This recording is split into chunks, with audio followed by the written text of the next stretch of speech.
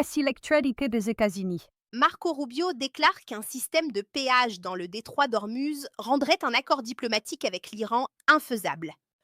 Le secrétaire d'État américain indique également que des progrès ont été enregistrés dans les discussions avec Téhéran, tout en précisant que plusieurs points de blocage demeurent, notamment sur l'uranium enrichi et le contrôle du détroit d'Ormuz. Les États-Unis annoncent de nouvelles sanctions visant Amin Exchange, plusieurs sociétés écrans et 19 navires liés au transport de pétrole et de produits pétrochimiques iraniens. Le Sénat américain avance également un projet de loi destiné à contraindre le président à obtenir l'autorisation du Congrès pour poursuivre la guerre contre l'Iran ou retirer les forces américaines. Les ministres des Affaires étrangères des États-Unis, du Japon, de l'Inde et de l'Australie doivent se réunir à New Delhi dans le cadre du Quad. Les marchés américains évoluent au rythme des développements liés à l'Iran et au pétrole. Les rendements obligataires américains varient fortement durant la semaine, tandis que Wall Street termine plusieurs séances en légère hausse. Aux États-Unis, le taux moyen du crédit immobilier fixe à 30 ans atteint 6,51%, son plus haut niveau depuis près de 9 mois.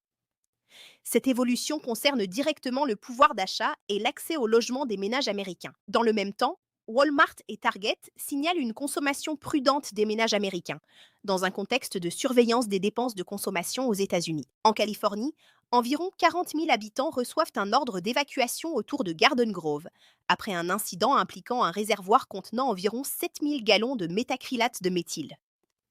Les autorités évoquent un risque de fuite ou d'explosion et ouvrent des abris d'urgence. Par ailleurs, à Washington, un homme ouvre le feu près d'un point de contrôle de sécurité de la Maison-Blanche.